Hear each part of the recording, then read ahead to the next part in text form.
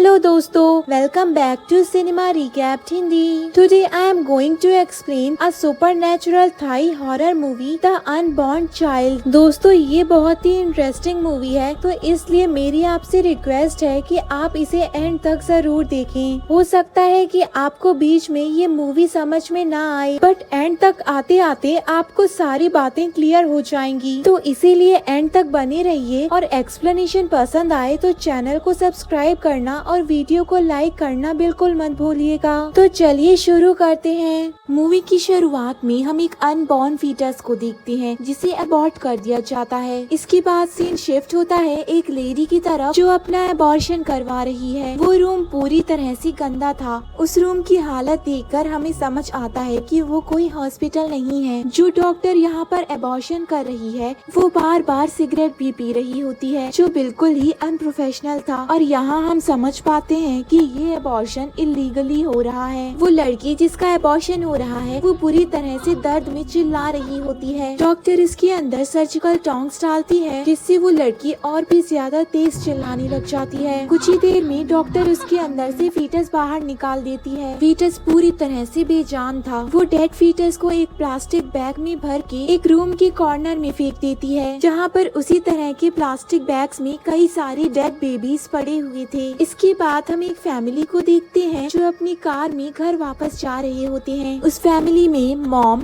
Dad और उनकी एक छोटी बेटी है जिसे हम लिली बुलाएंगे। घर वापस आते समय लिली को एक टेम्पल के बाहर एक मिस्टीरियस फिगर दिखाई देती है। अब वो लोग घर पहुंच जाते हैं और कार से निकलकर घर के अंदर जाने लगते हैं। तभी लिली अचानक से किसी चीज को देखकर रुक जाती है। वो चुपचाप एक डायरेक्शन में किसी चीज को देख रही होती है। तभी उसके पेरेंट्स उसे आवाज लगाते हैं। वो मॉम से कहती है हमें मेरे भाई का इंतजार करना चाहिए। और जब मॉम उस डायरेक्शन में देखती है तो उन्हें वहाँ पर कोई दिखाई नहीं देता। वो लिली को लेकर घर के अंदर चले जाते हैं। अगली सुबह डैड, मॉम और लिली को लेकर उनके स्कूल छोड़ने जाते हैं और यहाँ हमें पता चलता है कि मॉम एक टीचर हैं। रास्ते में लिली को फिर से उसी टेम्पल के सामने कुछ दिखाई देता है और इस बार वो उस डायरेक्शन में पॉइंट करके अपने मॉम डैड से कहती है कि वो उसके छोटे भाई को भी उसके साथ ले चले। ये सुनकर मॉम उससे कहती है कि उसका कोई छोटा भाई नहीं है। वो लिली के डैड से कहती है कि शायद लिली को एक भाई चाहिए, पर उसके डैड कहते हैं कि वो अभी बच्चे के लिए तैयार नहीं है, उनके लिए लिली ही काफी है। फिर हम एक लड़की को देखते हैं जिसे हम रोज बुलाएंगे। वो अपने बॉयफ्रेंड से बताती है कि वो प्रेग्नेंट है। ये सुनकर उसका बॉयफ्रेंड उस पर गुस्सा करने लगता है। वो कहता है कि उसके फ्यूचर का अब क्या होगा। अपने बॉयफ्रेंड की ऐसी बातें सुनकर रोज बहुत ही दुखी हो जाती है। वो उससे कहती है कि तुम इस बारे में भूल जाओ, मैं खुद ही देखती हूँ कि अब मुझे क्या करना है। रात में ब्यूटी इंटरनेट पे अबॉर्शंस के तरीके सर्च करने लगती है। उसका बॉयफ्रेंड नहीं चाहता था कि वो बच्चे को अबॉर्ट करे, पर फिर भी वो कुछ नहीं कह पाता क्योंकि वो अपनी फैमिली को इस बारे में बताने से डरता था। पता नहीं बॉयफ्रेंड ने ये सब रोज के साथ रहने से पहले क्यों नहीं सोचा था। इसी बीच हम एक दूसरी लेडी को देखते हैं जो कि एक एक्ट्रेस है और दोस्तों हम उसे आगे भी एक्ट्रेस ही बुलाने वाले हैं। एक्ट्रेस भी प्रेग्नेंट है। उसे एक कॉल आता है। उसे पता चलता है कि उसकी सारी एक्टिंग जॉब्स कैंसिल हो गई हैं। वो ये सोचकर परेशान होने लगती है कि अब वो अपने बिल्स कैसे भरेगी।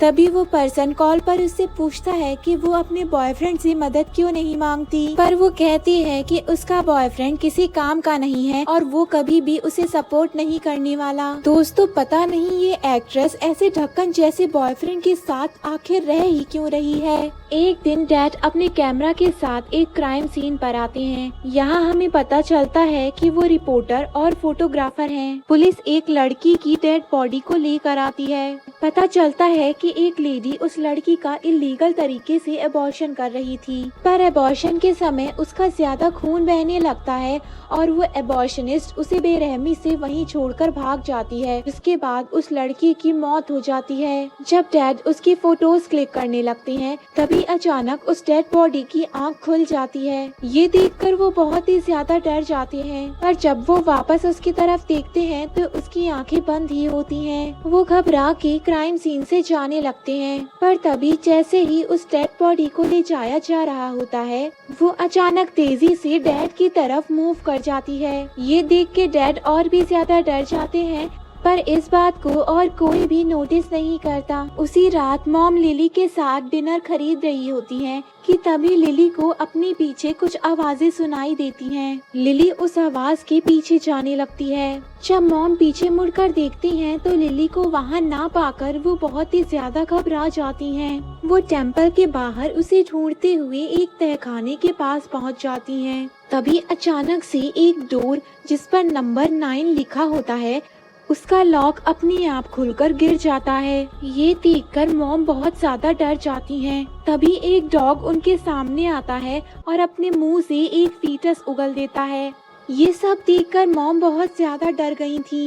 वो जैसे ही पीछे मुड़ती है, उन्हें वहाँ पर लिली दिखाई देती है। वो जल्दी से लिली को लेकर वहाँ से भाग जाती हैं। उसी शाम हम रोज और उसकी फ्रेंड को देखते हैं। वो दोनों रोज की प्रेगनेंसी के बारे में बात कर रही होती हैं। यहाँ हमें पता चलता है कि रोज की फ्रेंड ने भी पास्ट में एक इलीगल क्लिनिक में एबॉर्शन करवाया था। रोज अपनी फ्रेंड से उसे भी उसी क्लिनिक में ले जाने के लिए कहती है। उसी समय हम देखते हैं कि मॉम लिली को उसके कमरे में किसी से बात करते हुए सुनती हैं। वो उसके रूम में जाती हैं तो देखती हैं कि लिली अपने टॉयज के साथ खेल रही होती है और किसी से बात कर रही होती है, पर उसके कमरे में मॉम को और कोई भी दिखाई नहीं देता। मॉम उससे खेल बंद करके सोने के लिए कहती हैं, क्योंकि रात बहुत ज्यादा हो चुकी थी और उसके डैड देर से घर आने वाले थे। पर लिली कहती है कि उसका भाई चाहता है कि वो दोनों डैड के आने का इंतजार करें। मॉम पूछती है कि वो किसके बारे में बात कर रही है। लिली अपनी बैग की तरफ पॉइंट करती है। जैसे ही मॉम उस बैग को खोलती हैं, उसमें उन्हें एक डेड फीटस दिखाई देता है, जिसे देख के वो बहुत ही ज्यादा डर जाती हैं। उसी समय डैड भी घर पहुंच जाते हैं। डैड जब उस बैग को चेक करते हैं तो उसमें उन्हें एक टॉय मिलता है। लिली बताती है कि वो टॉय उसे टेम्पल से मिला था, जो कि उसके भाई का है। अब अगले दिन डैड उस टॉय को लेकर टेम्पल जाते हैं। वो भी उसी तहखाने के पास पहुंच जाते हैं और फोटोज क्लिक करने लगते हैं। तभी वहाँ पर टेम्पल का गार्ड आ जाता है। वो डैड को फोटोज खींचने से मना कर देता है। ये सुनकर डैड अपनी कार में वापस चले जाते हैं और अपनी क्लिक की गई फोटोज को देखने लगते हैं। उन फोटोज में उन्हें कुछ परछाई दिखती है, जिसे देखकर वो बहुत ही ज्यादा हैरान हो जाते हैं और जल्दी से उन्हें दिखाने के लिए अपने फ्रेंड के पास जाते हैं। उनका फ्रेंड भी एक फोटोग्राफर है। वो बताता है कि वो परछाई किसी बच्चे के फेस जैसी दिख रही है, पर शायद वो लाइट के रिफ्लेक्शन के कारण भी हो सकता है, इसीलिए उन्हें ज्यादा टेंशन नहीं लेनी चाहिए। उसी दिन हम देखते हैं कि रोज एबॉर्शन क्लिनिक जाती है। वो एबॉर्शन करवा रही होती है। उसी समय बॉयफ्रेंड भी उस क्लिनिक के बिल्डिंग तक पहुंच जाता है। काफी परेशानी के बाद डॉक्टर सक्सेसफुली उसका एबॉर्शन कर देती है, जिसके बाद वो अपनी सिगरेट पीती है और जल्दी में उस क्लिनिक से कहीं चली जाती है। जब बॉयफ्रेंड वहाँ पहुँचता है तो उसे वहाँ पर कोई भी नहीं मिलता। बेड पर काफी सारा खून फैला हुआ देखकर वो समझ जाता है कि अभी अभी किसी का एबॉर्शन हुआ है। वो बाथरूम में चेक करता है। उसे वहाँ पर रोज मिलती है, जो एक कोने में बैठकर रो रही होती है। बॉयफ्रेंड उसे लेकर घर वापस आ जाता है। उसी शाम डॉक्टर अपने क्लिनिक को लॉक करने के लिए वापस आती है। जब वो वहाँ से जाने लगती है तो उसके हाथ में 2 प्लास्टिक बैग्स होते हैं। उन बैग्स को लेकर वो टेम्पल जाती है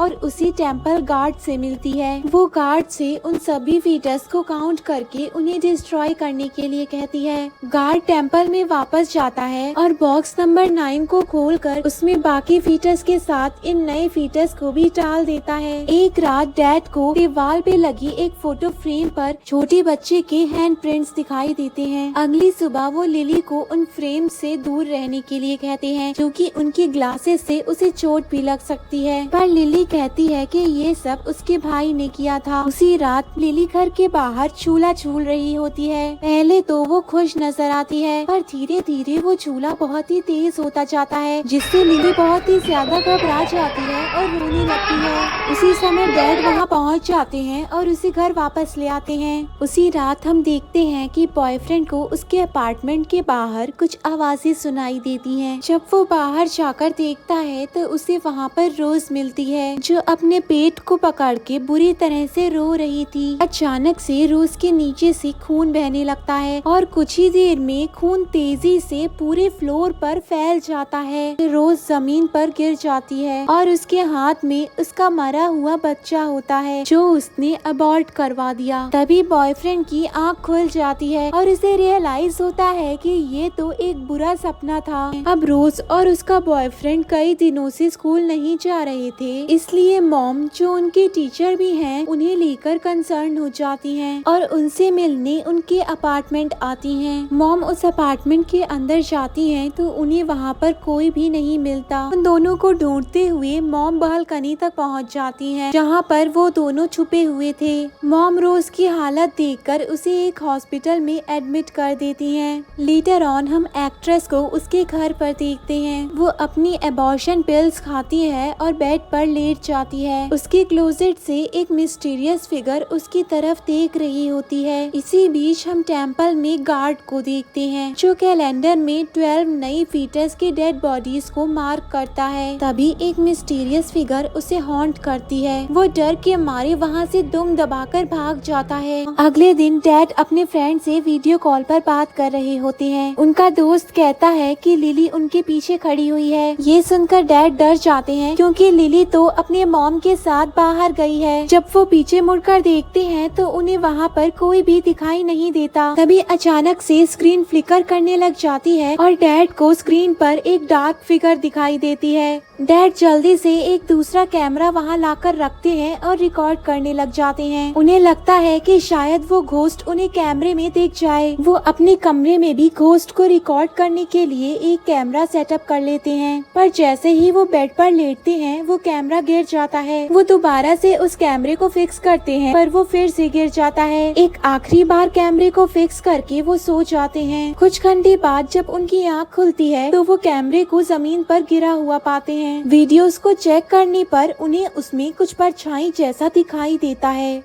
एक रात डॉक्टर अपने क्लिनिक में वापस आती है। अचानक से उसे कई सारे बच्चों के रोने की आवाज सुनाई देती है। एक इनविजिबल घोस्ट उसे जबरदस्ती ऑपरेटिंग बेड पर लिटा देता है और फोर्सफुली उससे एक सर्जिकल टूल उठवाकर उसके प्राइवेट पार्ट पर स्टैब करवाता है। वो दर्द से चिल्लाने लग जाती है, पर किसी तरह वह खुद को उस टेबल से फ्री करके रूम से बाहर भाग जाती है। वो घोस्ट उसका वहाँ भी पीछा करता है। डॉक्टर घोस्ट को समझाने की कोशिश करती है कि वो उन्हें मारना नहीं चाहती थी। उसे अपनी मौत के लिए अपने पेरेंट्स को ब्लेम करना चाहिए। उसने तो उन्हें मार कर उनकी हेल्प की है ताकि उन्हें एक नई जिंदगी मिल सके और ऐसे पेरेंट्स मिल सके जो सच में उन्हें प्यार करते हों। उसकी बातें सुनकर बेबीज के घोस्ट वहाँ से चले जाते हैं। उसी समय हम देखते हैं कि एक्ट्रेस अपने बेड पर बैठी हुई है। तभी बेबीज के घोस्ट उसे अचानक से हॉन्ट करने लगते हैं। रूम के दरवाजे अपने आप खुलने और बंद होने लगते हैं और लाइट फ्लिकर करने लग जाती हैं। एक्ट्रेस डर के अपने रूम से बाहर भागती है। घोस्ट बाहर भी उसका पीछा नहीं छोड़ता और उस पर अटैक कर देता है और वो एक पूल में गिर जाती है। तभी अचानक उस पूल में चारों तरफ खून फैलने लग जाता है और घोस्ट उस पर अटैक कर देता है। भी सीन शिफ्ट होता है लिली के घर की तरफ। लिली मॉम डैड से कहती है कि उसका भाई लौट आया है। तभी डैड उसके पीछे उसी टॉय को आता हुआ देखते हैं जिसे वो टेम्पल में छोड़ आए थे। घोस्ट मॉम को पजेस कर लेता है और वो बुरी तरह से रोने लग जाती हैं। डैड उन्हें संभालने की कोशिश करते हैं, पर मॉम उन्हें दूर फेंक देती हैं और वो बेहोश हो जाते हैं। जब उन्हें होश आता है तो मॉम और लिली घर से गायब थे। वो उन्हें ढूंढते हुए टेम्पल जाते हैं और उस तहखाने के पास पहुंच जाते हैं, जहां पर उन्हें वही टॉय जमीन पर गिरा हुआ मिलता है। वो पागलों की तरह अपनी फैमिली को ढूंढने लग जाते हैं। तभी एक बॉक्स का डोर अपने आप ट्रैप ओपन हो जाता है और उसमें से कई सारे डेड फीटस के प्लास्टिक बैग्स नीचे गिर जाते हैं। वो दोबारा से मॉम और लिली को ढूंढने लगते हैं। उन्हें पता चलता है कि मॉम और लिली एक बॉक्स के अंदर बंद हैं। वो किसी तरह उस बॉक्स के लॉक को खोलकर उन्हें बाहर निकालते हैं और लिली को जोर से गले लगा लेते हैं। और तभी लिली रोने लग जाती है और उनसे कहती है कि वो उसे प्यार क्यों नहीं करते।